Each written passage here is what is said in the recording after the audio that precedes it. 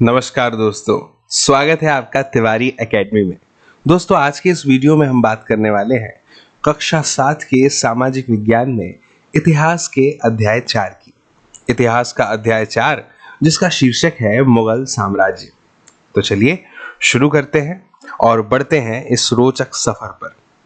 दोस्तों, इससे पहले कि हम इस अध्याय की शुरुआत करें, मैं आपके सामने एक इंट्रोडक्शन आपसे शेयर करना चाहूँगा इस अध्याय का, जिससे कि हमें यह जानकारी मिल जाए कि इस अध्याय में वह क्या कुछ है जो हम आज देखने और समझने वाले हैं। दोस्तों, सबसे पहले हम बात करेंगे मुगल वंश की। मुगल वंश की बात करेंगे जिसमें हम ये जानेंगे कि मुगल जो थे वह दो महान शासक वंशों के वंशज थे, है ना। हमें यह जानने का मौका मिलेगा कि वह माता की ओर से चीन और मध्य एशिया के जो मंगोल शासक थे ना, जिनका नाम है चंगेज खान, है ना, जिनकी मृत्यु 1227 में हुई थी, उनके उत्तराधिकारी थे।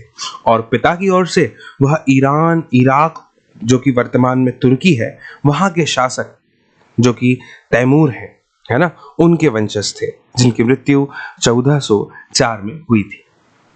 इसके बाद में हमें मुगल वंशावली देखने को मिलेगी एक चित्र के माध्यम से। तैमूर, मीरा शाह जो कि बाबर के लकड़ दादा थे, सुल्तान मोहम्मद मिर्जा जो कि बाबर के परदादा थे, अबू सैद जो कि बाबर के दादा थे, फिर उमर शेख जो कि बाबर के पिता थे, फिर खुद बाबर और फिर उसका बेटा हुमायूं, फिर अकबर, जहांगीर, शाहजहां और औरंगजेब। इन सभी के विषय में हमें इस अध्याय में जानने का मौका मिलेगा। इसके बाद में दोस्तों हम जानेंगे मुगल सैन्य अभियानों के विषय में, है ना। हम ये जानेंगे कि बाबर ने 1526 में दिल्ली के जो सुल्तान थे इब्राहिम लोदी, उनको पानीपत के युद्ध में हराया था अपनी तुलगामा युद्ध नीति का उपयोग करके। यह क्या है, इसके विषय में भी हम जानेंगे।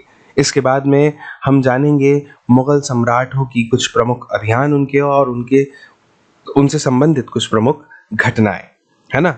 बाबर, हुमायूं, शेर खान यानी शेर शाह सूरी, अकबर, इन सब के विषय में हम इस अध्याय में जानेंगे। जहांगीर, शाहजहां, औरंगजेब आदि। फिर हमें जानने का मौका मिलेगा मुगलों के अन्य शासकों के साथ संबंध कैसे थे, है ना। जैसे कि उदाहरण के लिए मैं आपको बता दूं कि मुगल जो थे ना दोस्तों, उन्होंने अनेक राजवंशों के खिलाफ अभियान चलाए और अनेक लोग डर भी गए, और डर से यानी भय से या फिर संरक्षण के लिए उन्होंने मुगल सत्ता को स्वीकार कर लिया। और इतना ही नहीं, फिर उन्हें उच्च पद भी दिए गए। पराजित करने के बाद मुगलों ने किसी को अपमानित नहीं किया। शिवाजी को औरंगजेब द्वारा अपमानित करना एक अपवाद है।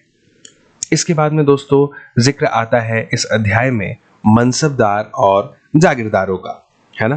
दोस्तों, मुगलों की सेवा में आने वाले नौकरशाह जो थे, वह उन्हें ही हम मनसबदार के नाम से जानते हैं। अब ये मनसबदार शब्द का प्रयोग इस अध्याय में किन के लिए हुआ है, तो मैं आपको बता दूं कि कुछ ऐसे लोगों के लिए होता है जिन्हें कोई मनसब यानी कि कोई सरकारी हैसियत या फिर पद मिलता है, उन्हें हम कहते हैं इस अध्याय में मनसबदार। और भी विस्तार से हम इस अध्याय में इसके बारे में जानेंगे।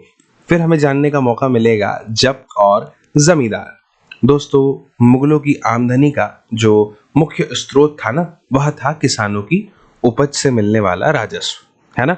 अब ये तो किसानों द्वारा जो कुलीन यानी कि जो मुखिया होते थे, सरदार होते थे, उन्हीं के माध्यम से दिया जाता था, है ना। और मुखिया या सरदार को ही कहा जाता था जमींदार। इसके बाद में हमें अकबरनामा और या फिर आईन अकबरी का जिक्र भी इस अध्याय में देखने को मिलेगा, है ना। अबू फजल के द्वारा लिखा गया है ये। इसके बाद में हम पढ़ेंगे अकबर की नीतियों के विषय में इस अध्याय में, ठीक है ना। दोस्तों, अबुल फजल की जो अकबरनामा है ना या फिर आईन अकबरी, उसमें हमें विशेष रूप से अकबर की नीतियों का एक विस्तृत वर्णन या विस्तृत विवरण प्राप्त होता है, वह हम इस अध्याय में जानेंगे। इसके अलावा 17वीं शताब्दी में और उसके पश्चात का मुगल साम्राज्य कैसा था, यह भी हमें इसी अध्याय में जानने को मिलेगा। और इसके अलावा मुगलों के समकालीन शासकों के विषय में हम इस अध्याय में जानेंगे। दोस्तों, मुझे उम्मीद है कि आपको यह परिचय इस अध्याय का पूरी तरह से समझ में आया होगा। और अब हम देर नहीं करेंगे, तो चलिए बढ़ते हैं आगे इस अध्याय में और शुरू करते हैं इस अध्याय को।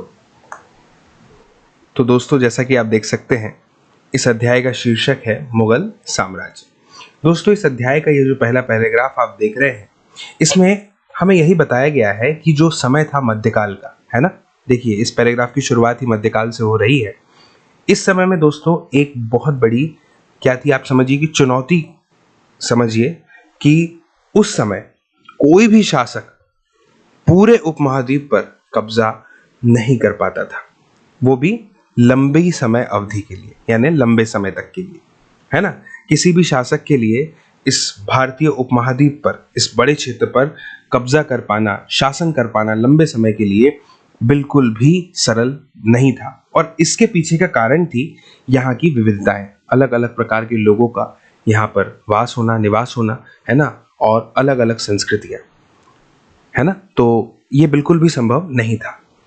और इसके विपरीत जाकर के जो मुगल थे दोस्तों, उन्होंने इस कार्य को पूरा किया।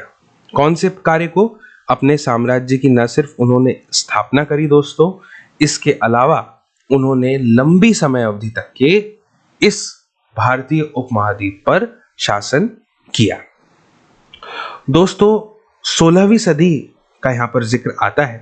तो जब 16वीं सदी का उत्तरार्ध था, यानी 16वीं सदी जो थी वह अपने अंत की ओर आगे बढ़ रही थी, तो मुगल जो थे उन्होंने दिल्ली और आगरा यहाँ से अपने राज्य का विस्तार करना शुरू कर दिया था, ठीक है।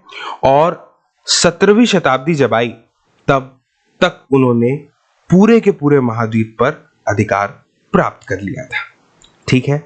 दोस्तों, मुगलों का जो प्रशासन था, है ना, प्रशासन का जो ढांचा है, और जो भी उन्होंने अपने शासन के दौरान शासन संबंधी विचार दिए, जो नीतियां चलाई, जो कुछ भी किया, वो आप समझिए कि एक प्रकार से राजनैतिक धरोहर है।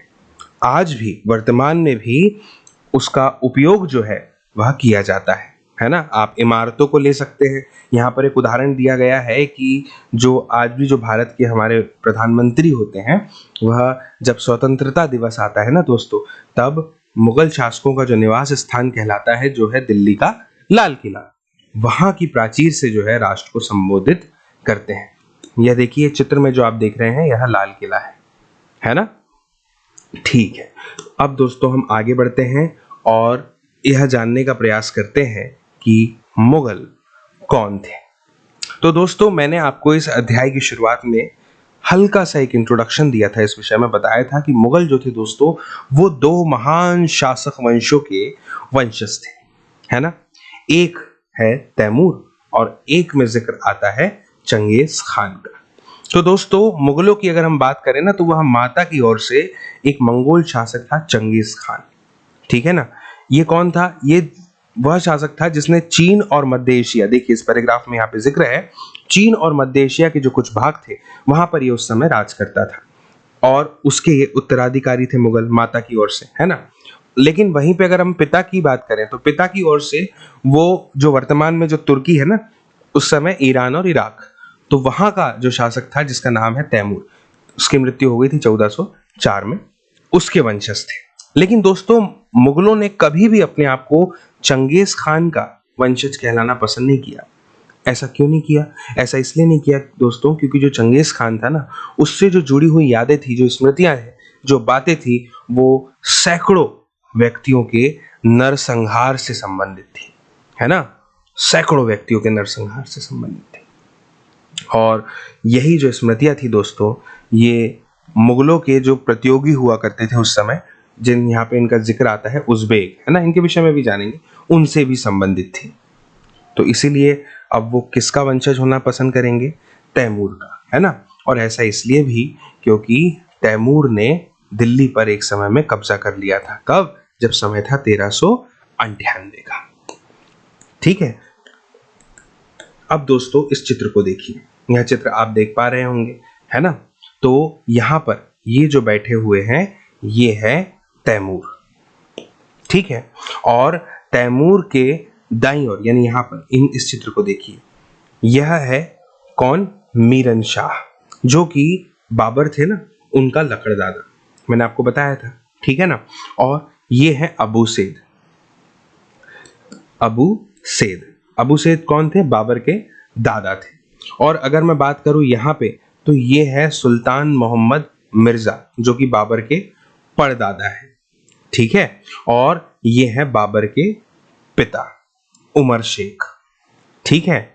और यहाँ पर आप अगर देखेंगे तो ये जो है, ये है बाबर, अकबर और औरंगजेब, है ना। ये बाबर, अकबर और औरंगजेब। और बाईं ओर अगर उसी क्रम में आप बाईं ओर अगर आप देखेंगे उसी क्रम में, तो ये है हुमायूं, ये है जहांगीर और ये है औरंगजेब। तो आप देख सकते हैं किस प्रकार से एक ही तस्वीर में इन्होंने जो है अपनी वंशावली को बताने का प्रयास किया है ना। ठीक है, अब हम आगे बढ़ते हैं दोस्तों, और यहाँ पर जिक्र होगा मुगल सैन्य अभियानों के विषय में। चलिए जानते हैं दोस्तों। आप बहुत अच्छे से जानते हैं कि पानीपत का प्रथम युद्ध हुआ था बाबर और इब्राहिम लोदी के बीच में, जो हुआ था 1526 में, है ना। और बाबर का जब जिक्र आता है तो हमें समय याद आता है 1526 से 1530 के बीच का। बाबर एक प्रथम मुगल शासक, आप जिसको प्रथम मुगल शासक के नाम से जानते हैं, है ना, इस उपमहाद्वीप में, ठीक है ना। तो यहाँ पर उसके बारे में बताया गया है कि 1494 में फरगाना राज्य का उसने उत्तराधिकार को प्राप्त कर लिया था, ठीक है ना। अभी मैं बाबर के बारे में और विस्तार से थोड़ा सा बताऊंगा, ठीक है।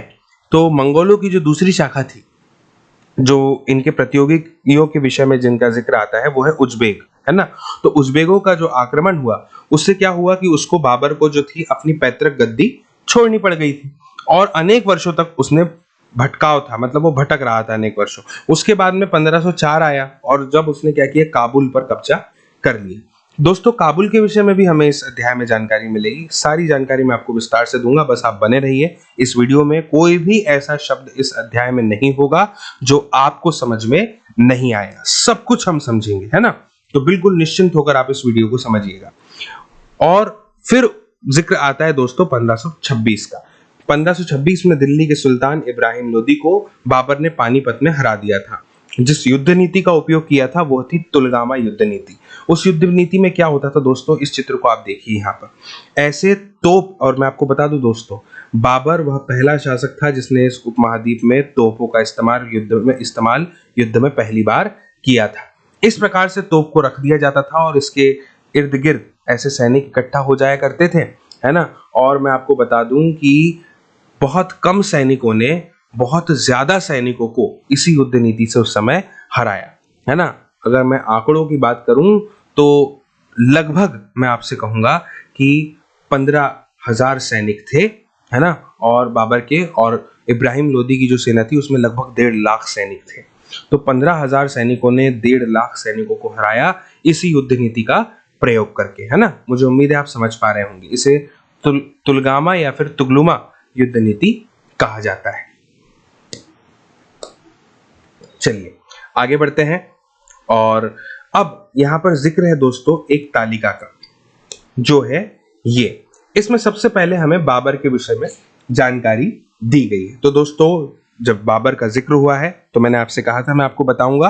तो दोस्तों बाबर जहीरुद्दीन मोहम्मद यानी बाबर मुगल साम्राज्य में संस्थापक और पहले शासक थे। इनका जन्म वर्तमान उज्बेकिस्तान में हुआ था। ये तैमूर और चंगेज खान के वंशज थे, और मुबैयान नामक पद्य शैली का जन्मदाता भी दोस्तों बाबर को ही माना जाता है। 1504 ईस्वी में काबुल और 1507 ईस्वी में कंधार को इन्होंने जीता तथा बादशाह की उपाधि धारण की थी। 1519 से 1526 ईस्वी तक भारत पर बाबर ने 5 बार आक्रमण किया। 1526 में इन्होंने पानीपत के मैदान में दिल्ली सल्तनत के अंतिम सुल्तान इब्राहिम लोदी को हराकर मुगल साम्राज्य की नींव रखी। बाबर ने 1527 में खानवा, 1528 में चंदेरी और 1529 में घग्गर जीतकर अपने राज्य को सुरक्षित कर लिया। 1530 में इनकी मृत्यु हो गई। इसके बाद दोस्तों जिक्र आता है हुमायूं का। तो इनके विषय में भी मैं आपको बता दूं दोस्तों हुमायूं एक मुगल शासक थे। प्रथम मुगल सम्राट बाबर के पुत्र नसीरुद्दीन हुमायूं 6 मार्च 1508 से 27 जनवरी 1556 इनका कार्यकाल समझ लीजिए। यद्यपि उनके पास साम्राज्य बहुत वर्षों तक नहीं रहा, लेकिन मुगल साम्राज्य की नींव में हुमायूं का योगदान है। दोस्तों यहाँ पर यह बताया गया है कि हुमायूं ने अपने पिता की वसीयत के अनुसार जो जायदाद थी उसका बंटवारा किया था और प्रत्येक भाई को दोस्तों उस समय एक एक प्रांत मिल गया था। हुमायूं का जो भाई था मिर्जा कामरान, है ना, उसकी महत्वाकांक्षाओं के कारण ही हुमायूं अपने अफगान प्रतिद्वंदियों के सामने दोस्तों फीका पड़ गया था। फिर यहीं पर जिक्र आता है शेर खान का, है ना, शेर शाह सूरी का। इसने हुमायूं को 2 बार हराया, 1539 में चौसा के युद्ध में और 1540 में कन्नौज में। ठीक है, ये 2 बड़ी हारों के बाद जो है ईरान की ओर भाग गया कौन? हुमायूं। और इसके बाद ईरान में हुमायूं ने सफाविद शाह की मदद ली थी। उसने 1555 में दिल्ली पर पुनः कब्जा कर लिया, लेकिन उसके अगले ही साल दोस्तों इस इमारत में सीढ़ियों से उतरते समय अपनी ही पोशाक में पैर अटक कर गिर जाने से हुमायूं की मृत्यु हो जाती है। ठीक है, अब हुमायूं के बाद हम चर्चा करेंगे दोस्तों अकबर की। तो अकबर के बारे में मैं बता दूं कि जलालुद्दीन मोहम्मद अकबर मुगल वंश का तीसरा शासक था। अकबर को अकबर आजम यानी अकबर महान के नाम से भी जाना जाता था। इसके अलावा उसे शहंशाह अकबर, महाबली शहंशाह के नाम से भी जाना जाता है। सम्राट अकबर मुगल साम्राज्य के संस्थापक जहीरुद्दीन मोहम्मद बाबर का पौत्र और नसीरुद्दीन हुमायूं एवं हमीदा बानो का पुत्र था। आपकी किताब में यहाँ पर आप देख सकते हैं अकबर का जिक्र किया गया है 1556 से 1605 के मध्य। पूरी जानकारी हम विस्तार से पढ़ेंगे। 13 वर्ष की अल्पायु में अकबर दोस्तों सम्राट बन गया। उसके शासनकाल को 3 अवधियों में विभाजित किया जा सकता है ना। अब वो 3 अवधियां कौन कौन सी है दोस्तों? तो सबसे पहली अवधि आती है 1556 से 1570 के मध्य की। ठीक है ना दोस्तों, इस समय क्या हुआ था कि अकबर स्वतंत्र हो गया था बैरम खान से। ठीक है ना, वो उसका संरक्षक था। ठीक है ना, उसने सूरी और अन्य अफगानों जो कि उसके निकटवर्ती राज्य जैसे कि मालवा, गोंडवाना और अपने सौतेला भाई यानी उसका सौतेला भाई जो था मिर्जा हाकिम, है ना, और उज्बेक, आप जानते हैं कि ये मुगलों के शुरू से ही क्या रहे हैं, प्रतिद्वंदी रहे हैं। हमने ऊपर इनके बारे में देखा था। ठीक है ना, उनको दबाने के लिए इसने अनेक सैन्य अभियान चलाए। ठीक है, 1568 का भी यहाँ पे जिक्र आता है दोस्तों। इसमें उसने सिसोदियों की जो राजधानी थी चित्तौड़ और 1569 में रणथंबोर पर कब्जा कर लिया था। चित्तौड़, रणथंबोर, इसके विषय में भी इस अध्याय में मैं आपको आगे बताऊंगा, अभी जब हम एक मैप को यानी कि एक नक्शे को देखेंगे तब। फिर जिक्र आता है दोस्तों 1570 से 1585 के मध्य का। 1570 से 1585 के मध्य में दोस्तों अकबर ने गुजरात के विरुद्ध सैनिक अभियान चलाए। बहुत सारे सैनिक अभियान हुए और इन अभियानों के पश्चात उसने बिहार, बंगाल और उड़ीसा यहाँ पर भी अपने अभियान चलाए। जिक्र आ रहा है दोस्तों 1580 का। तो 1580 में मिर्जा हाकिम के पक्ष में हुए विद्रोह ने और जटिल यहाँ पर कर दिया था इन सभी अभियानों को जो बिहार, बंगाल और उड़ीसा में चलाए जा रहे थे। फिर अंतिम जो अवधि है वो है 1585 से 1605 के मध्य में। तो दोस्तों इसमें इस समय अकबर के साम्राज्य का बहुत विस्तार हुआ था, बहुत सारे अभियान चलाए गए थे। यहाँ पे बताया गया है उत्तर पश्चिम में अभियान चलाए गए थे। ठीक है ना, जो विद्रोह कर रहे थे जिनका जिक्र हमने किया जैसे सफाविद, उनको हरा दिया था। कांधार पर भी अकबर ने जो है अपना कब्जा कर लिया था, है ना, शासन वहां करने लगा था। कश्मीर को भी उसमें जोड़ लिया था। मिर्जा हाकिम की मृत्यु हो जाती है, उसके बाद में काबुल को भी वह अपने राज्य में मिला लेता है ना। इसीलिए तो इसे हम अकबर महान के नाम से संबोधित करते हैं। ठीक है ना। दक्कन में अगर मैं बात करूं तो जो अभियानों की शुरुआत हुई थी, बरार, खानदेश, अहमदनगर, इसके कुछ हिस्सों को भी उसने अपने राज्य में दोस्तों मिला लिया था। और जो इसके शासन के अंतिम वर्ष थे, है ना, यहाँ पर लिखा गया है, आप देख सकते हैं, इसमें अकबर की जो सत्ता थी वो राजकुमार सलीम के विद्रोह के कारण लड़खड़ा गई थी। ठीक है ना। और दोस्तों सबको पता है कि यही सलीम आगे चलकर जहांगीर कहलाया। ठीक है, अब बात आती है दोस्तों जहांगीर की। तो मैं आपको जहांगीर के बारे में बता दूं कि जहांगीर दोस्तों अकबर के सबसे बड़े पुत्र थे, ज्येष्ठ पुत्र थे। मुराद और दानियाल इनके छोटे भाई थे। मुराद और दानियाल पिता के जीवन में शराब पीने की वजह से दोस्तों मर चुके थे। जहांगीर का पहला विवाह 1585 में हुआ मानबाई से, है ना, जो आमेर के राजा भगवान दास की पुत्री और मानसिंह की बहन थी। जहांगीर के बारे में और अगर हम देखें तो किताब में दिया हुआ है कि अकबर के सैन्य अभियानों को इसने आगे बढ़ाया, ठीक है ना। मेवाड़ के सिसोदिया शासक अमर सिंह, है ना, मुगलों की सेवा ने स्वीकार कर ली इन्होंने, और इसके बाद सिखों, अहमों, अहमदनगर के खिलाफ कई सारे अभियान चलाए गए जो पूरी तरह से दोस्तों सफल नहीं हुए। जहांगीर के शासन के अंतिम वर्षों में, अंतिम सालों में राजकुमार खुर्रम, जो बाद में सम्राट शाहजहां कहलाया था, उसने विद्रोह कर दिया। जैसा कि जहांगीर ने किया था अपने पिता के समय, ठीक वैसा ही इसके पुत्र शाहजहां ने भी विद्रोह कर दिया। जहांगीर की पत्नी थी नूरजहां, है ना, उसने शाहजहां को हाशिए पर धकेलने के बहुत सारे प्रयास किए, लेकिन वो सारे के सारे प्रयास असफल रहे। फिर जिक्र आता है शाहजहां का, है ना, 1627 से 1658 के मध्य की कहानी है। शाहजहां पांचवा मुगल शहंशाह था दोस्तों। शाहजहां अपनी न्यायप्रियता और वैभव विलास के कारण अपने काल में बड़े लोकप्रिय थे, लेकिन इतिहास में उनका नाम केवल इसी कारण से नहीं लिया जाता। शाहजहां का नाम एक ऐसे आशिक के तौर पर लिया जाता है जिसने अपनी बेगम मुमताज बेगम के लिए विश्व की सबसे खूबसूरत इमारत ताजमहल बनाने का यत्न किया। दोस्तों दक्कन में शाहजहां के अभियान जारी रहे। अफगान अभिजात खान जहान लोदी ने विद्रोह कर दिया और वह पराजित भी हुआ। इसके बाद में दोस्तों अहमदनगर का जिक्र आता है ना। अहमदनगर के विरुद्ध अभियान हुए। इस अभियानों में क्या हुआ, बुंदेलों की हार हो गई और ओरछा पर कब्जा कर लिया जाता है। उत्तर पश्चिम का जिक्र आता है। यहाँ पर बल्ख पर कब्जा करने के लिए जो उज़्बेक थे उनके विरुद्ध फिर अभियान हुए जो कि असफल रहे, और इसी के परिणाम से जो है दोस्तों कांधार जो है वो वापस से किसके हाथ में चला जाता है, सफाविदों के हाथ में चला जाता है। दोस्तों 1632 में क्या होता है कि अहमदनगर, है ना, उसको मुगलों के राज्य में मिला लिया जाता है और बीजापुर की सेनाओं ने सुलह करने के लिए निवेदन कर देते हैं। फिर 1657 से 58 का जिक्र आता है जो कि अंतिम थे शाहजहां के शासनकाल के समय। उसमें उसके पुत्रों के बीच में उत्तराधिकार को लेकर के एक विवाद हो जाता है, झगड़ा शुरू हो जाता है और इसमें औरंगजेब जीत जाता है। दारा शिकोह समेत तीनों भाइयों को वह अपने मौत के घाट उतार देता है, मार देता है, और शाहजहां को उसकी शेष जिंदगी के लिए आगरा में ही कैद कर दिया जाता है। फिर समय आता है औरंगजेब का, है ना। दोस्तों मुहिउद्दीन मोहम्मद 3 नवंबर 1618 से 3 मार्च 1707, जिन्हें आमतौर पर औरंगजेब या आलमगीर के नाम से जाना जाता है। इसका क्या अर्थ होता है, मुस्लिम प्रजा द्वारा दिया गया शाही नाम जिसका मतलब है विश्व विजेता, इस नाम से जाना जाता था। भारत पर राज करने वाला छठा मुगल शासक औरंगजेब ही था। उसका शासन 1658 से लेकर 1707 में उसकी मृत्यु तक के चला था। आपकी किताब में देखते हैं 1663 में उत्तर पूर्व में अहोमों की पराजय हो गई थी दोस्तों, लेकिन उसने 1680 में उन्होंने फिर से क्या कर दिया था, अहोमों ने विद्रोह कर दिया था।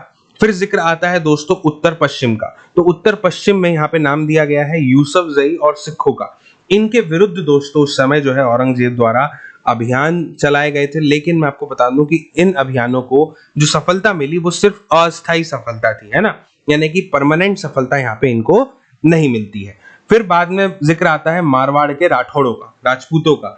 इन्होंने भी इस समय मुगलों के खिलाफ यानी कि औरंगजेब के खिलाफ जो है विद्रोह किए थे, ठीक है ना। और इस विद्रोह का कारण क्या था दोस्तों, इस विद्रोह का कारण था कि उनकी जो आंतरिक राजनीति और उत्तराधिकार के मामलों में क्या हुआ, मुगलों का हस्तक्षेप होने लग गया था, तो इसलिए फिर उन्होंने इनके खिलाफ विद्रोह करना शुरू कर दिया। इसके बाद में दोस्तों जिक्र आता है शिवाजी का, है ना, मराठा सरदार शिवाजी। इनके विरुद्ध भी मुगल अभियान प्रारंभ में तो सफल रहे, ठीक है, लेकिन औरंगजेब ने क्या किया, शिवाजी का अपमान कर दिया था और शिवाजी आगरा में स्थित मुगल कैद खाने से भाग निकल गए थे।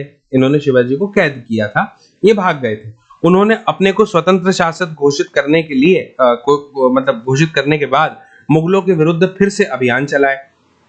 राजकुमार अकबर ने औरंगजेब के विरुद्ध विद्रोह किया, जिसमें उसे मराठों और दक्कन की सल्तनत का सहयोग मिल गया था और सफाविद ईरान वह अंततः भाग गया था। दोस्तों फिर जिक्र आता है अकबर के विद्रोह के बाद का। तो अकबर के विद्रोह के बाद औरंगजेब ने दक्कन के जो शासक थे उनके विरुद्ध अपनी सेनाएं भेजी थी। 1685 का जिक्र आ रहा है जहां पे उसने बीजापुर और 1687 में गोलकुंडा को मुगलों ने अपने राज्य में मिला लिया था। 98 में दोस्तों औरंगजेब ने दक्कन में मराठों जो कि छापामार पद्धति का उपयोग उस समय कर रहे थे उनके विरुद्ध अभियान का प्रबंध स्वयं कर दिया था और औरंगजेब को उत्तर भारत में सिखों, जाटों, सतनामियों, उत्तर पूर्व में अहोमों, दक्कन में मराठों विद्रोह का सामना करना पड़ा था। दोस्तों जब औरंगजेब की मृत्यु हुई तो उत्तराधिकार के लिए युद्ध शुरू हो गए थे। दोस्तों अब हम बात करेंगे इस नक्शे की, इसको हम थोड़ा विस्तार से समझते हैं। यहाँ पर जिक्र आ रहा है सबसे पहले काबुल का, तो आइए समझते हैं काबुल के विषय में। दोस्तों यहाँ पे जितने भी नाम दिए गए हैं ना, उनमें जो महत्वपूर्ण नाम है मैं आपको उनके विषय में एक जानकारी दूंगा, छोटा सा इतिहास बताऊंगा ताकि ये नाम आपको स्मरण रहे। दोस्तों काबुल, इस शहर का इतिहास 3000 वर्ष पुराना है। इस दौरान यहाँ बाला भुट्टा शासक वंशों का शासन रहा। अपने सामरिक के कारण यह हमेशा मध्य एशिया का एक प्रमुख केंद्र बना रहा। ईसा पूर्व 323 ईस्वी में यहाँ पर मौर्य वंश के कई शासकों का शासन हो रहा जो कि 184 वर्ष तक रहा, 1504 ईस्वी। इसके बाद में दोस्तों जिक्र आता है श्रीनगर का। तो श्रीनगर एक और जहां डल झील के लिए प्रसिद्ध है, वहीं दूसरी ओर दोस्तों विभिन्न मंदिरों के लिए यह विशेष रूप से प्रसिद्ध है। 1700 मीटर ऊंचाई पर बसा श्रीनगर विशेष रूप से झीलों और हाउस बोट के लिए जाना जाता है। श्रीनगर का इतिहास काफी पुराना है। माना जाता है कि इस जगह की स्थापना सम्राट अशोक मौर्य ने की थी। इसके बाद दोस्तों जिक्र आता है कश्मीर का। तो माना जाता है कि कश्मीर का नाम कश्यप ऋषि के नाम पर पड़ा था। कश्मीर के सभी मूल निवासी हिंदू थे। बाद में यह राज्य अकबर के शासन में मुगल साम्राज्य का हिस्सा बन गया था और जिक्र होता है 1756 का। तो वर्ष 1756 से अफगान शासन के बाद वर्ष 1819 में यह राज्य पंजाब के सिख साम्राज्य के अधीन हो जाता है। फिर जिक्र आता है दोस्तों लाहौर का। तो इसे पाकिस्तान के दिल के नाम से भी संबोधित किया जाता है लाहौर को, क्योंकि इस शहर का पाकिस्तानी इतिहास, संस्कृति और शिक्षा में अत्यंत विशिष्ट योगदान यहाँ पर रहा है। लाहौर शहर रावी और वाघा नदी के तट पर भारत पाकिस्तान सीमा पर स्थित है। लाहौर का ज्यादातर स्थापत्य मुगल कालीन एवं औपनिवेशिक ब्रिटिश काल का है, जिसका अधिकांश आज भी सुरक्षित है। इसके बाद दोस्तों जिक्र आता है पंजाब का। दोस्तों पंजाब जो फारसी भाषा की उत्पत्ति है और भारत में तुर्की आक्रमणकारियों द्वारा प्रयोग किया जाता है। पंजाब का शाब्दिक अर्थ होता है दोस्तों पांच पानी, मतलब अब है ना, यानी कि 5 नदियों की भूमि, जो इस क्षेत्र में बहने वाली 5 नदियों का संदर्भ देती है। अपनी उपज भूमि के कारण इसे ब्रिटिश भारत का भंडार गृह बनाया गया था। इसके बाद जिक्र आता है पानीपत का। दोस्तों पानीपत भारत के हरियाणा राज्य के पानीपत जिले में स्थित एक ऐतिहासिक नगर है। यह जिले का मुख्यालय भी है। यहाँ सन 1526, 1556 और 1761 में 3 महत्वपूर्ण युद्ध लड़े गए थे, जिसमें से एक का जिक्र हमने बाबर और इब्राहिम लोदी के संदर्भ में किया था। इसके बाद जिक्र आता है दोस्तों दिल्ली का। तो दोस्तों दिल्ली या दिल्ली का शब्द का प्रयोग सर्वप्रथम उदयपुर में प्राप्त शिलालेखों पर पाया गया है, जिसका समय 1170 ईस्वी निर्धारित किया गया है। शायद 1316 ईस्वी तक यह हरियाणा की राजधानी बन चुकी थी। 1206 ईस्वी के बाद दिल्ली सल्तनत की राजधानी बनी, जिसमें खिलजी वंश, तुगलक वंश, सैयद वंश और लोदी वंश समेत कुछ अन्य वंशों ने शासन किया। इसके बाद जिक्र आता है दोस्तों मथुरा का। मथुरा भारतीय संस्कृति एवं सभ्यता का केंद्र रहा है। भारतीय धर्म, दर्शन, कला एवं साहित्य के निर्माण तथा विकास में मथुरा का महत्वपूर्ण योगदान हमेशा से ही दोस्तों रहा है। आज भी महाकवि सूरदास, संगीत के आचार्य स्वामी हरिदास, स्वामी दयानंद के गुरु स्वामी विरजानंद, चैतन्य महाप्रभु आदि से इस नगरी का नाम जुड़ा हुआ है। मथुरा को श्री कृष्ण जन्मभूमि के नाम से भी जाना जाता है। फिर जिक्र आता है दोस्तों आगरा का। आगरा शहर को सिकंदर लोदी ने सन 1504 ईस्वी में बसाया था। आगरा मूल साम्राज्य की चहेती जगह थी, मुगल साम्राज्य की चहेती जगह थी। आगरा 1526 से 1658 तक मुगल साम्राज्य की राजधानी रहा। आज भी आगरा मुगल कालीन इमारतों जैसे ताजमहल, किला, फतेहपुर सीकरी आदि की वजह से एक विख्यात पर्यटन स्थल है। ये तीनों इमारतें यूनेस्को विश्व धरोहर स्थल की सूची में शामिल है। बाबर मुगल साम्राज्य का जो कि जनक है ना, हमने देख लिया उसके विषय में, ने यहाँ पर चौकोर यानी आयताकार और वर्गाकार बागों का निर्माण करवाया था। इसके बाद जिक्र आता है फतेहपुर सीकरी का। यह एक नगर है जो कि मुगल सम्राट मोहम्मद जलालुद्दीन अकबर ने सन 1571 में बसाया था। आगरा जिला का एक नगरपालिका बोर्ड है। यह भारत के उत्तर प्रदेश राज्य में स्थित है। यह यहाँ के मुगल साम्राज्य में अकबर के राज्य में 1571 से 1585 तक मुगल साम्राज्य भारत की राजधानी रही, फिर इसे खाली कर दिया गया, शायद पानी की कमी के कारण। यह सिकरवार राजपूत राजा की रियासत थी जो बाद में इसके आसपास खेरागढ़ और मध्य प्रदेश के मुरैना जिले में बस जाते हैं। इसके बाद दोस्तों जिक्र आता है चित्तौड़ का, है ना। तो चित्तौड़ के बारे में बात करते हैं। चित्तौड़गढ़ भारत के राजस्थान राज्य के चित्तौड़गढ़ जिले में स्थित एक नगर है। यह मेवाड़ की प्राचीन राजधानी थी। भारत के महान वीर महाराणा प्रताप सिंह यहीं के राजा थे। इसे महाराणा प्रताप का गढ़ और जौहर का गढ़ भी कहा जाता है। इसके बाद में जिक्र आता है रणथंभौर का। इस दुर्ग का निर्माण राजा सज्जन वीर सिंह नागिल ने करवाया था और उसके बाद से उनके कई उत्तराधिकारियों ने रणथंभौर किले के निर्माण की दिशा में योगदान दिया। अबुल फजल ने इसके बारे में कहा कि अन्य सब दुर्ग नंगे हैं, यह बख्तर बंद है। राव हमीर देव चौहान की भूमिका इस किले के निर्माण में प्रमुख मानी जाती है। फिर जिक्र आता है दोस्तों इलाहाबाद का। प्रयाग का इतिहास यानी कि इलाहाबाद का इतिहास अत्यंत प्राचीन है। जान पड़ता है जिस प्रकार सरस्वती नदी के तट पर प्राचीन काल में बहुत से यज्ञादि होते थे, उसी प्रकार आगे चलकर गंगा यमुना के संगम पर भी हुए थे, इसीलिए प्रयाग नाम पड़ा। यह तीर्थ बहुत प्राचीन काल से प्रसिद्ध है और यहाँ के जल से प्राचीन राजाओं का अभिषेक होता था। इस बात का उल्लेख वाल्मीकि रामायण में भी है। आगे बढ़ते हैं। जिक्र होता है पटना का। लोक कथाओं के अनुसार राजा पत्रक को पटना का जनक कहा जाता है। उसने अपनी रानी पाटली के लिए जादू से इस नगर का निर्माण किया। पुरातात्विक अनुसंधानों के अनुसार पटना का लिखित इतिहास 490 ईसा पूर्व से होता है, जब हर्यक वंश के महान शासक अजात शत्रु ने अपनी राजधानी राजगृह या राजगीर से बदलकर यहाँ पर यानी पटना पर स्थापित की थी। फिर जिक्र आता है दोस्तों सिंध का। सिंध नदी के साथ सटा इलाका सिंध कहलाता है। सिंधु नदी के साथ सटा इलाका सिंध कहलाता है और 1947 में हुए भारत पाक बंटवारे के बाद यह जगह पाकिस्तान में चली गई। यह इलाका पाकिस्तान के 4 प्रांतों में से एक बन गया। बंटवारे के बाद कई सारे सिंधी लोग बचकर भारत आ गए और यहां से कई मुसलमान सिंध में जाकर बस गए। दोस्तों मुझे उम्मीद है कि आपको यह सब कुछ समझ में आ रहा होगा। चलिए अब बढ़ते हैं आगे।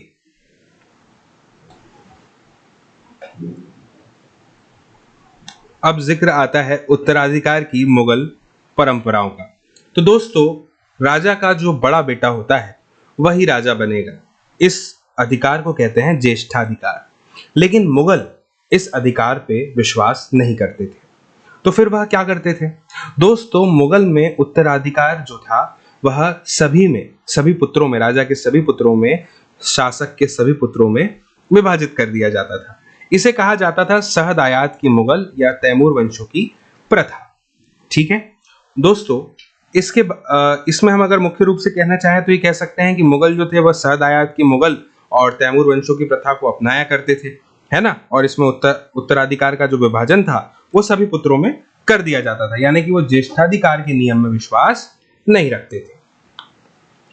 इसके बाद में जिक्र आता है मुगलों के अन्य शासकों के साथ संबंध का, कि उनके अन्य शासकों के साथ संबंध कैसे थे। तो दोस्तों उससे पहले आप अपने स्क्रीन पर देख पा रहे हैं, यहाँ पर लिखा हुआ है बाईं ओर राजपूतों के साथ मुगलों की शादियां, है ना। यहाँ पर उदाहरण दिया गया है दोस्तों किसकी? जहांगीर की माँ का, है ना। जहांगीर की माँ जो थी वह कच्छवा की राजकुमारी थी, है ना। और वर्तमान में जो जयपुर है यानी कि अंबर, उसके राजपूत शासक की पुत्री थी।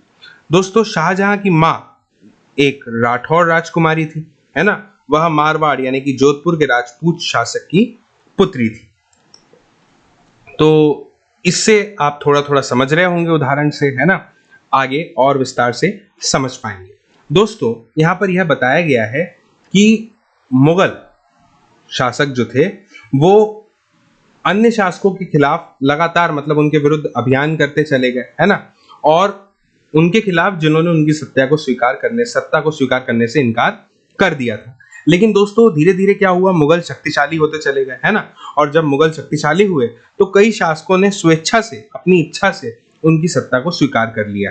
ठीक है, और इसका सबसे अच्छा उदाहरण जो है वह हमें देखने को मिलता है कि कई शासकों ने, राजाओं ने जो है मुगल घराने में अपनी पुत्रियों का विवाह किया और उच्च पदों को प्राप्त किया।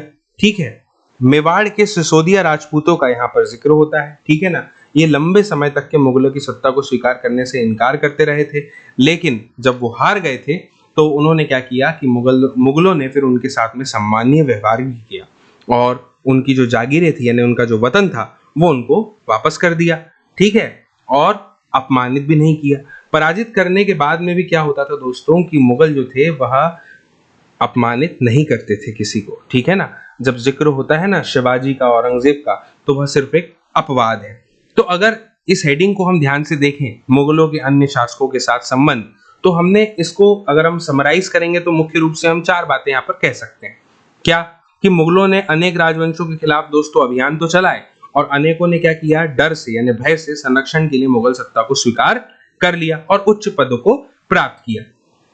दूसरा ये कि सिसोदिया राजपूत जो थे, है ना, उनको मुगलों ने हराया और हराने के पश्चात जो है मुगलों ने उनके साथ में जो व्यवहार किया वो कैसा व्यवहार था, सम्मानीय व्यवहार था, है ना। उनको उनकी जो जागीर यानी वतन थी वो वतन जागीर के रूप में उन्होंने लौटा दिया। इसके बाद में तीसरा ये कि पराजित करने के बाद भी जो मुगल थे उन्होंने किसी को भी कभी भी अपमानित नहीं किया। मैंने आपको बताया कि शिवाजी और औरंगजेब की जो घटना है वह एक अपवाद है। इसके बाद चौथा रूप से हम ये कह सकते हैं, चौथा कि राजपूत कन्याएं जो हैं उनसे विवाह करवा दिया गया और राजवंशों से संबंध जो है वो स्थापित कर लिए गए। इसके बाद में अगली हेडिंग है दोस्तों मनसबदार और जागीरदार। समझते हैं मनसबदार और जागीरदार को। दोस्तों इसमें हमें यह देखने को मिलेगा कि मुगलों के सेवा में आने वाले जो नौकरशाह थे ना, उन्हीं को क्या कहा जाता था, मनसबदार कहा जाता था। ठीक है ना, यहाँ पर यही लिखा हुआ है कि भैया जैसे जैसे साम्राज्य में अलग अलग क्षेत्र सम्मिलित होते चले गए वैसे वैसे क्या हुआ कि मुगलों ने तरह तरह के सामाजिक समूहों के जो सदस्य थे उनको प्रशासन में नियुक्त करना शुरू कर दिया था। अब अगर शुरुआत की बात करें, प्रारंभ की बात करें, तो जो ज्यादातर सरदार थे वो तुर्की यानी कि तुरानी हुआ करते थे। लेकिन अब इस छोटे से समूह के साथ साथ उन्होंने शासक वर्ग में जैसे ईरान, भारतीय मुसलमानों, अफगानों, राजपूतों, मराठों, ऐसे अन्य समूहों को भी उसमें उन्होंने मिला लिया था, सम्मिलित कर लिया था। ठीक है ना, मनसबदार यही लोग कहलाए थे आगे चल करके। ठीक है ना, मैंने आपको बताया था कि मुगलों की सेवा में आने वाले जो नौकरशाह थे उन्हें ही मनसबदार के नाम से कहा जाने लगा। तो मनसबदार शब्द का प्रयोग उन व्यक्तियों के लिए होता था जिन्हें कोई भी सरकारी हैसियत या पद मिलता था, जो मुगलों द्वारा चलाई गई श्रेणी व्यवस्था जैसे जिसके जरिए मिलता था, जैसे पद, वेतन और सैन्य उत्तरदायित्व निर्धारित किए जाते थे।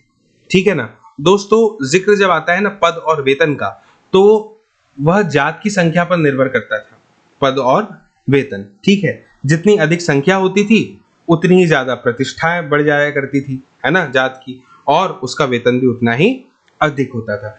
यहाँ दाईं ओर आप देखिए जात की श्रेणियों के बारे में बताया गया है। इसको मैं आपके सामने पढ़ने का प्रयास करता हूँ, समझिएगा आप। 5000 जात वाले अभिजातों का दर्जा 1000 जात वाले अभिजातों से ऊंचा था। यहाँ पे हमें स्पष्ट समझ में आ रहा है कि जिसकी जितनी ज्यादा संख्या उसका उतना ऊंचा दर्जा, है ना।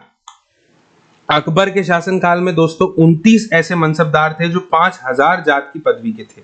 औरंगजेब के शासनकाल की अगर बात करें तो औरंगजेब के शासनकाल तक ऐसे मनसबदारों की संख्या 79 हो गई थी, है ना।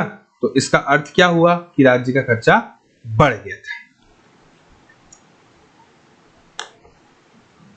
सैन्य उत्तरदायित्व मनसबदारों को दोस्तों सौंपे जाने लगे, है ना, और उन्हीं के अनुसार उन्हें घुड़सवार भी रखने पड़ते थे। मनसबदार अपने सवारों का निरीक्षण, मतलब अपने सवारों को निरीक्षण के लिए लाते थे, है ना, अपने सैनिकों के घोड़ों को दगवाते थे, है ना। दगवाने का अर्थ होता है कि भैया उन पे ये निशान लगवा दिया जाता था कि ये हमारे घोड़े हैं, है ना। और सैनिकों का पंजीकरण करवाया करते थे, और इन कार्रवाइयों के बाद ही उन्हें सैनिकों को जो है वेतन देने के लिए धन मिलता था। एकता का जिक्र आया था, है ना, आप जानते हैं एकतादारों के बारे में हमने पढ़ा था। तो यहाँ पे यही बताया गया कि मनसबदार अपना वेतन राजस्व एकत्रित करने वाली भूमि के रूप में करते थे, है ना, इसे जागीर कहते थे, जो तकरीबन एकताओं के ही समान थी। लेकिन दोस्तों जो मनसबदार थे, है ना, वो मुक्तियों से भिन्न थे, एकतादारों से भिन्न थे। वो अपनी जागीरों पर कभी रहा नहीं करते थे, है ना, वो तो अपनी जागीरों पर रहते थे, हमें पहले से पता, लेकिन ये नहीं रहा करते थे, और ना ही उन पर किसी भी तरह का प्रशासन करते थे। तो फिर उनके पास अपनी जागीरों से केवल राजस्व एकत्रित करने का अधिकार हुआ करता था, और यह जो राजस्व था दोस्तों, यह वह जो उनके नौकर थे ना, उनके लिए एकत्रित किया करते थे, और वो स्वयं किसी भी देश के किसी अन्य भाग में सेवारत रहते थे किसी पद पर। अब यहाँ पर इस चित्र को देखिए, यह जो चित्र आप देख रहे हैं अपनी स्क्रीन पर, यह अपने सवारों के साथ एक मनसबदार अभियान पर गया उसका चित्र है, ठीक है। और इस चित्र को देखिए, यह जो चित्र आप देख रहे हैं ना, ये वाला चित्र, यह चित्र बता रहा है शाहजहां के राजकाल के एक ब्यौरे का चित्र है ये। यहाँ पर जहांगीर के समय में भ्रष्टाचार को दिखाया गया है। भ्रष्ट अफसर जो है वो रिश्वत ले रहा है, और एक कर अधिकारी गरीब किसानों को सजा दे रहा है। इसके बाद तो दोस्तों इस हेडिंग के अंतर्गत यानी मनसबदार और जागीरदार में हम क्या देख सकते हैं, मुख्य रूप से अभी हमने कुछ बातें देखी कि मुगलों द्वारा चलाई गई श्रेणी व्यवस्था थी, जिसके जरिए वो क्या करते थे, पद, वेतन, सैन्य उत्तरदायित्व निर्धारित किया करते थे, है ना। इसके बाद हमने देखा कि जो जात की संख्या थी वह जितनी अधिक होती थी दरबार में, अभिजात की प्रतिष्ठा उतनी ही बढ़ जाया करती थी, यानी वेतन भी बढ़ जाता था। और फिर हमने अंत में देखा कि मनसबदार जो थे वो अपना वेतन राजस्व एकत्रित करने वाली भूमि के रूप में पाते थे, और जागीर उसे वो कहते थे, और इख्ताओं के समान ही यह थी लगभग। लेकिन मनसबदार जो थे वो मुक्तियों से इस प्रकार से अलग थे, इख्तादारों से। वो अपनी जागीरों पर नहीं रहते थे और उन पर प्रशासन भी नहीं करते थे। इसके बाद में अगला शीर्षक है दोस्तों जब्त और जमींदार। इसको समझते हैं दोस्तों। मुगलों की आमदनी का प्रमुख साधन किसानों की उपज से मिलने वाला राजस्व हुआ करता था। जो भी किसान की उपज होती उससे जो भी राजस्व मिलता वह मुगलों की आमदनी का एक प्रमुख साधन था, ठीक है ना दोस्तों। यहाँ पर यह भी बताया गया है कि जो अधिकतर जगह थी ना, वहां पर जो किसान हुआ करते थे वह अपने सरदारों के माध्यम से राजस्व दिया करते थे, ठीक है ना। और जो बीच के होते थे, यानी जो मध्यस्थों का यहाँ पे जिक्र आ रहा है, वह चाहे वह स्थानीय ग्राम के मुखिया हो या फिर वो शक्तिशाली सरदार हो, है ना, मुगल एक ही शब्द का प्रयोग करते थे, वो था जमींदार। दोस्तों अकबर के राजस्व मंत्री टोडरमल, यहाँ पे उनका जिक्र आता है। उन्होंने 10 साल, समय था 1570 से 1580 के बीच का। यह जो 10 साल थे, इस समय के लिए कृषि की पैदावार, कीमतों और कृषि की भूमि का सावधानी पूर्वक सर्वेक्षण किया था, और इन आंकड़ों के आधार पर प्रत्येक फसल पर नकद के रूप में राजस्व यानी कि कर, टैक्स निश्चित कर दिया जाता था।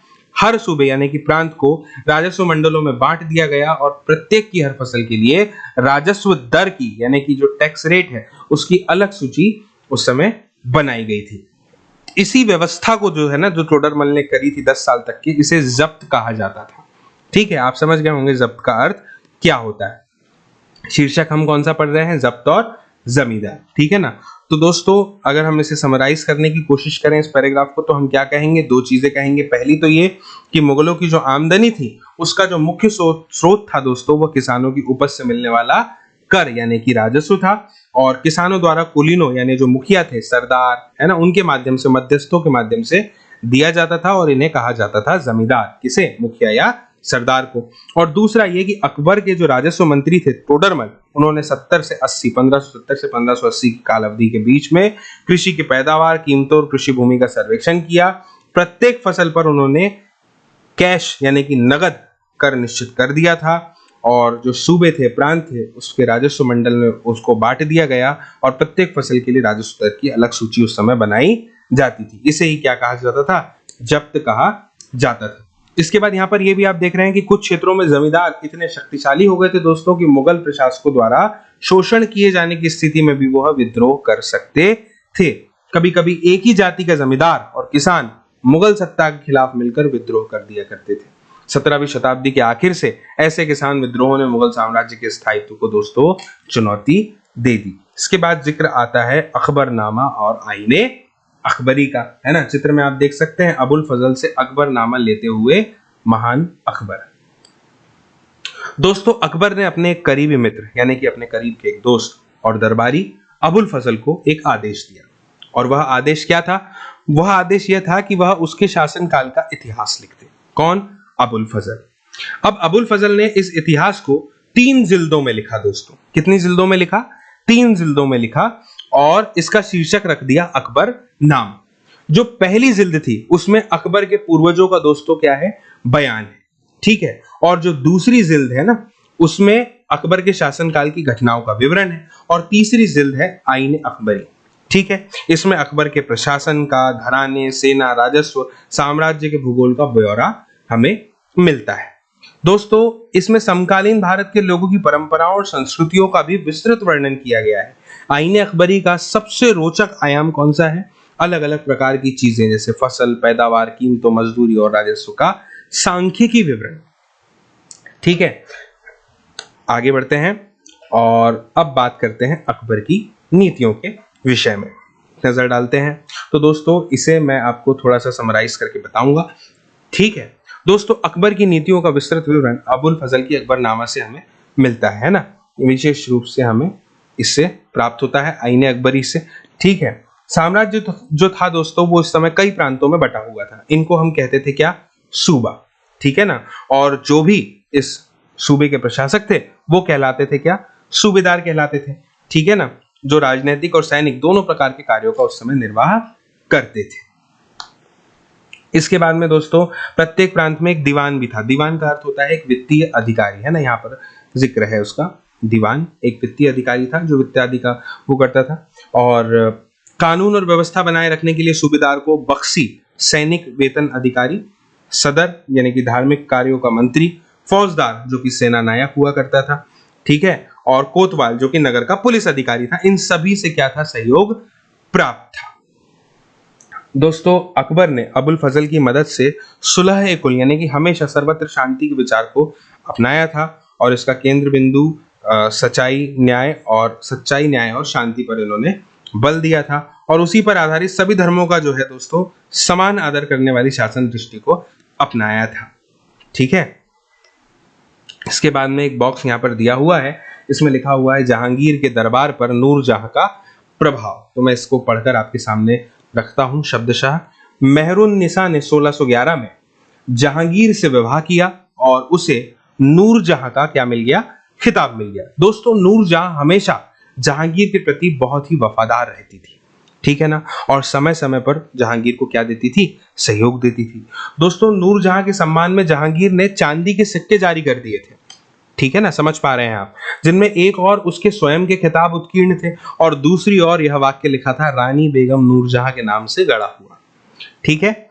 बाईं ओर दिया गया जो दस्तावेज है दोस्तों, यह चित्र आप देख पा रहे होंगे, यह नूरजहां द्वारा जारी किया गया एक आदेश है, एक फरमान है, ठीक है ना। यहाँ पर एक चौकोर मोहर लगी हुई है, ठीक है ना। यह मोहर क्या बताती है? उदात्त और महान महारानी नूरजहां पादशाह बेगम का आदेश। गोल मोहर के अनुसार शाह जहांगीर के प्रताप से महारानी चंद्रमा जैसी वैभवशाली बन गई। हम कामना करते हैं कि नूरजहां पादशाह इस युग की सर्वोत्तम महिला बने। ये हमने अभी जहांगीर के दरबार में नूरजहां का प्रभाव देखा, और इससे पहले कि हम इस पैराग्राफ को पढ़ें, मैं आपके सामने बाईं ओर ये जो मतांधता है इसको आपको समझाना चाहता हूं। इसका अर्थ होता है एक ऐसी व्याख्या या कथन जिसे अधिकारपूर्ण कहकर यह आशा की जाए कि उस पर बिना कोई प्रश्न उठाए उसे स्वीकार कर लिया जाएगा। इसे कहते हैं मत की आंधता यानी अंधा मत, ठीक है। दोस्तों अब आगे बढ़ते हैं। यहां पर लिखा गया है अकबर के अभिजात बड़ी सेनाओं का संचालन किया करते थे और बड़ी मात्रा में वे राजस्व को खर्च कर सकते थे। जब तक वे वफादार रहे दोस्तों, तब तक के साम्राज्य का कार्य जो था वो बहुत ही सफलतापूर्वक तरीके से चलता रहा। लेकिन जब 17वीं सदी के अंत की बात आती है ना, तो कई अभिजात जिनका जिक्र अभी हमने ऊपर पैराग्राफ में किया था, वह अपने स्वतंत्र ताने बाने उन्होंने बुन लिए, यानी स्वतंत्र होने लग गए, ठीक है ना। और साम्राज्य के प्रति उनकी जो वफादारी थी वो उनके निजी हितों के कारण कमजोर पड़ने लग गई थी। फिर जिक्र आता है दोस्तों 1570 का, है ना। तो 1570 में अकबर जब फतेहपुर सीकरी में था, तो उसने उलेमा, ब्राह्मण या जैसुइट पादरियों जो कि रोमन कैथोलिक थे, है ना, और जरदुश्त धर्म के अनुयायियों के साथ धर्म के मामलों पर चर्चा शुरू कर दी थी। और दोस्तों ये चर्चाएं कहाँ होती थी? इबादत खानों में होती थी, है ना, इबादत खाना में हुई। अकबर की जो इंटरेस्ट था, जो उसकी रुचि थी, वह विभिन्न व्यक्तियों के धर्मों और रीति रिवाजों में हुआ करती थी, है ना। अलग अलग धर्मों के बारे में वह जानने में रुचि रखता था, रीति रिवाज किस प्रकार के होते हैं इसमें भी उसकी रुचि देखने को मिलती है। दोस्तों विचार विमर्श से अकबर की समझ बनी कि जो विद्वान धार्मिक रीति और मतान्धता पर बल देते हैं वे अक्सर कट्टर हुआ करते हैं और उनकी शिक्षाएं प्रजा के बीच विभाजन और असामंजस्य पैदा कर देती हैं, यानी बंटवारा कर देती हैं। कट्टरपन जब धर्म में आ जाता है तो वह बंटवारे का कारण बनता है। यह बात अकबर के समझ में आ गई थी और यह अनुभव अकबर को सुलह कुल या सर्वत्र शांति के विचार की ओर लेके चले गए। सहिष्णुता की शांति यह धारणा विभिन्न धर्मों के अनुयायियों में अंतर नहीं करती थी। इस चित्र को देखिए, इबादत खाने में अकबर विभिन्न धर्मों के विद्वानों के साथ चर्चा करते हुए बताया गया है। ये बॉक्स है, यहाँ पे बताया है सुलह कुल को। देखिए दोस्तों, अकबर की सुलह कुल की नीति का उनके पुत्र जहांगीर ने इस प्रकार से वर्णन किया है। ईश्वरीय अनुकंपा के विस्तृत आंचल में सभी वर्गों और सभी धर्मों के अनुयायियों की एक जगह है, इसलिए उसके विशाल साम्राज्य में जिसकी चारों ओर की सीमाएं केवल समुद्र से ही निर्धारित होती थी, विरोधी धर्मों के अनुयायियों और तरह तरह के अच्छे बुरे विचारों के लिए जगह थी। यहाँ असहिष्णुता का मार्ग बंद था। यहाँ सुन्नी और शिया एक ही मस्जिद में इकट्ठे होते थे और ईसाई और यहूदी एक ही गिरजे में प्रार्थना करते थे। उसने सुसंगत तरीके से सार्वजनिक शांति यानी सुलह कुल के सिद्धांत का पालन किया है। दोस्तों इसके बाद दाईं ओर एक जानकारी दी गई है, इस पर मैं आपका ध्यान आकर्षित करना चाहता हूं। यहाँ पर लिखा गया है कि अकबर ने दोस्तों कई संस्कृत ग्रंथों के फारसी में अनुवाद कार्यों को संपन्न करवाया था। इस उद्देश्य हेतु अकबर ने फतेहपुर सीकरी में एक मकतब खाना या अनुवाद ब्यूरो की स्थापना भी की थी, है ना। महाभारत, रामायण, लीलावती और योग वशिष्ठ जैसे कुछ उल्लेखनीय संस्कृत ग्रंथ को अनुवाद कार्य के लिए चुना गया था। रज़्मनामा दोस्तों, जो महाभारत का फारसी अनुवाद है, उसमें महाभारत की घटनाओं का विस्तृत चित्रांकन किया गया है। अब अगली हेडिंग है दोस्तों 17वीं शताब्दी में और उसके पश्चात मुगल साम्राज्य। तो मैं आपको इसके संबंध में बताता हूं। दोस्तों मुगल साम्राज्य आर्थिक और वाणिज्यिक समृद्धि में इस समय वृद्धि हो गई थी, है ना। वहीं दरिद्रता और सामाजिक असमानताएं भी यहाँ पर हमें साफ देखने को मिल जाया करती थी, ठीक है ना। यह हमें यहाँ पर समझने की जरूरत है। आपकी इस किताब में जो पैराग्राफ है यहाँ पर बताया गया है कि वाणिज्यिक समृद्धि में वृद्धि होती रही, है ना। और यहाँ पर हमें दरिद्रता भी हमें यहाँ देखने को मिलती थी। सामाजिक असमानताएं हमें यहाँ पर साफ दिखाई पड़ती थी। जैसे यहाँ पे उदाहरण दिया कि शाहजहां के शासनकाल में 20वें वर्ष के दस्तावेजों से हमें क्या पता चलता है कि जो मनसबदार हुआ करते थे ना, जिनको उच्चतम पद उस समय प्राप्त था, अभी हमने देखा था 8000 में से 445 ही थे और मनसबदारों की छोटी संख्या 5.6% को ही साम्राज्य के से अनुमानित राजस्व का 61.5% एवं स्वयं उनके सवारों के वेतन के रूप में दिया जाता था। इसके बाद में दोस्तों आगे है कि कुल मनसबदारों की एक छोटी संख्या को ही 5.6% साम्राज्य का 61.5% वेतन दिया जाता था। मुगल सम्राट और उनके मनसबदार अपने केवल उनका जो वेतन का बड़ा भाग था वो वस्तुओं पर लगा दिया करते थे और इससे शिल्पकारों और किसानों का लाभ होता था। लेकिन राजस्व का जो भार था दोस्तों वह अधिक हो जाया करता था और इससे जो प्राथमिक उत्पादक थे जैसे किसान, शिल्पकार, उनके पास बहुत ही कम बचता था, ठीक है ना। महाजन और शिल्पकार व्यापारी जो थे वह ज्यादा लाभ उठाते थे, यह हमें पता चलता है यहाँ से, ठीक है ना। मुगलों के कुलीन वर्ग के हाथों में बहुत धन संसाधन थे, जिनके कारण 17वीं सदी के जो अंतिम वर्ष थे उसमें वो अत्यधिक शक्तिशाली हो गए थे, ठीक है ना। यहाँ पर एक उदाहरण भी संभवतः दिया हुआ है कि जैसे जैसे मुगल सम्राट की सत्ता पतन की ओर यानी विनाश की ओर बढ़ते चली गई, वैसे वैसे अलग अलग क्षेत्र जो थे, विभिन्न क्षेत्र थे, उनके सम्राट के जो सेवक हुआ करते थे वह स्वयं ही सत्ता के शक्तिशाली केंद्र बनने लग गए थे। कुछ लोगों ने तो इसमें नए वंश स्थापित कर लिए थे, है ना।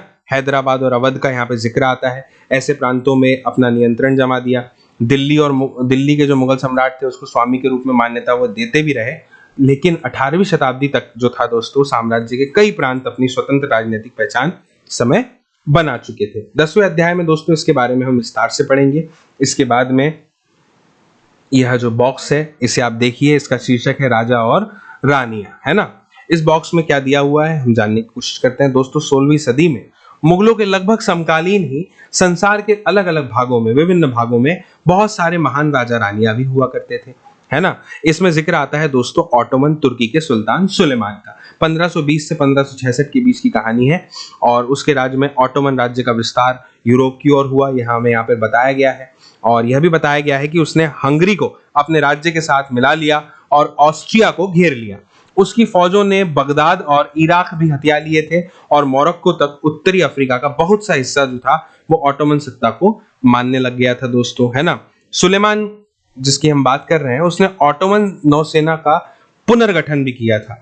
पूर्वी भूमध्य सागर के इलाकों पर इस नौसेना के प्रभुत्व की वजह से स्पेन के साथ उसकी क्या हो गई, प्रतिस्पर्धा यानी कि कंपटीशन हुआ, ठीक है ना दोस्तों। इसके बाद इस पैराग्राफ में आगे यह बताया गया है कि अरब सागर, है ना, अरब सागर में इस नौसेना ने पुर्तगालियों को चुनौती दे दी और सम्राट को अल कानूनी यानी विधि निर्माता का खिताब दिया गया, क्योंकि उसके शासनकाल में बड़ी संख्या में दोस्तों उस समय नियम और कानून बनाए गए थे और इन नियमों का या कानूनों का जो लक्ष्य था वह केवल एक था दोस्तों कि जो साम्राज्य बढ़ रहा था उसके विभिन्न क्षेत्रों में उसको जो है ध्यान में रखते हुए प्रशासनिक तरीकों या फिर उसका जो मानकीकरण है ना, वो हो, ताकि किसानों को बेकार और भारी करों से क्या किया जा सके, बचाया जा सके, ठीक है ना। आगे चलकर 17वीं शताब्दी में दोस्तों ऑटोमन क्षेत्रों में जब सार्वजनिक व्यवस्था का पतन होने लगा तो सुलेमान कानूनी के काल को आदर्श शासन काल के रूप में याद किया जाने लगा।